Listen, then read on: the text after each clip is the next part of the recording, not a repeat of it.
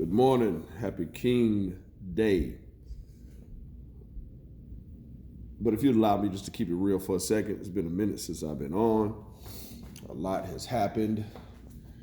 Today in Atlanta, we have the annual King Day March. It is not a parade. The organizers will bite your head off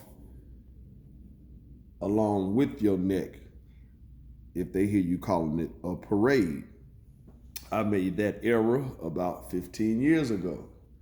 Shout out to the family of the late Reverend Orange, Mrs. O. What's up, Jamita? That annual march taking place. I used to participate in that every single year, even as a speaker at the finale, which is the rally that follows the march. But you have the service that starts at Ebenezer. I believe that's starting right now. On to the march, on to the rally in front of Ebenezer. Historical, monumental celebration annually. Then you have South Fulton's Census Bureau March. Now, I said I would continue to be critical of South Fulton while I'm preaching unity. That starts at the old Holyfield house. It is Rick Ross house, the Castle of Zamunda, from my understanding, and Coming to America 2, the intersection of Old National and 138. It goes to the parking lot of grown folks in the smoking room. Interesting route, considering the peace walk that Mr. and Mrs. Bolden, what up, Papa Nick? What up, Mom Dukes? The route that we submitted wanting to do the peace walk annually for Nikki Bolden, which started at that same starting point and ended in front of the smoking room. Interesting route selection. Also, I understand that the Census Committee is responsible for this march. Listen, man, I'll simply say this. Another missed opportunity to the city of South Fulton. Some of us live our lives on a daily basis in a similar vein of Reverend Dr. Martin Luther King Jr., the King, Martin Luther.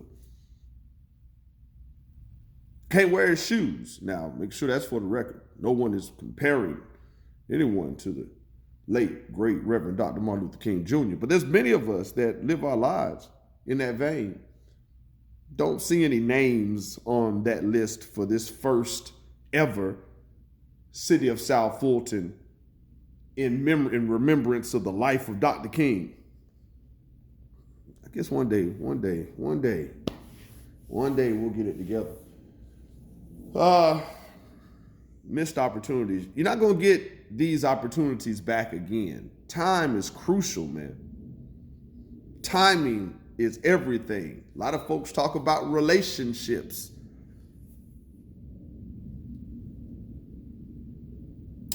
Last note, I'm switching the game up this year, man. There's so much to talk about. So, I'll come back later. I'm just dealing with King Day. I'm switching the game up this year.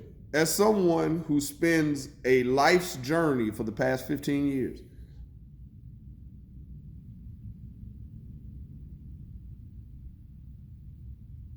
King Day doesn't amp me up like it does for some of you. Let me explain. I understand today is a day that many people who don't do a damn thing the other 364, many reaching out beyond themselves. This is their day. I'm talking about those who could give two shits about the least of these.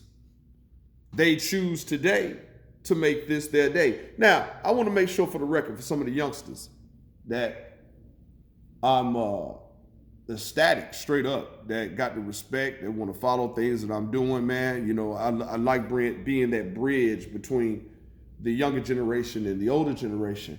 But folks could give a damn about Dr. King while he was living. Could give a damn about it. Most folks was like, hey, that Southern preacher, don't come over here causing problems and then leaving, because we're going to have to deal with the repercussion. That's what they said. Most folks was jealous of him. But I want folks to understand that I'm switching the game up this year. This day to me is Coretta Scott King Day. Why do I say that? Because without Coretta Scott King, there would be no Dr. Martin Luther King Jr. Matter of fact, damn near every successful, strong, positive black man at that had the support of a very powerful sister. Shit, I know personally. Coretta Scott King, if it wasn't for her fighting for 15 years after the assassination, the government orchestrated assassination of Dr. Martin Luther King Jr., Reverend Dr. Martin Luther King Jr., there would be no King Day. Now, there were definitely supporters.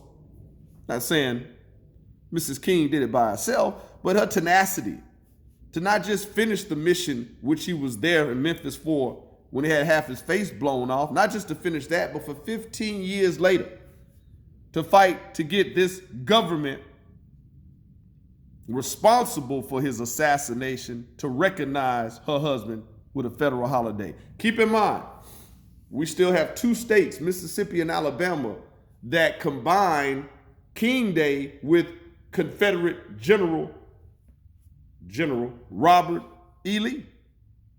So it's King and Lee in Mississippi and Alabama.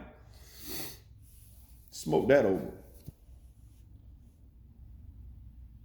So this day for me, considering the other 364 days that I live, in the vein and the spirit that I live them in, Dr. King gets all my praise, along with El Haj Malik El Shabazz, a.k.a. Brother Malcolm, along with a list of others. But today is focused on the King ATL birthplace. Shout out to all my beautiful black sisters, to all my supportive black sisters, to all my sisters that struggle in raising families, to all my sisters that are mothers, leaders of businesses, counselors, paralegals oftentimes, speech writers, speech editors, the first audience of speeches to be delivered, lovers, friends, comrades, soldiers, all of the roles that a black woman plays, and oftentimes, many times, doesn't get the credit that they deserve. King Day that we celebrate today would not exist if it wasn't for Coretta. So in all your speeches today, and a lot of the pseudo camaraderie and unity that will exist today, tell the truth. And make sure you shout out to Coretta. Each one. Reach, teach, peace.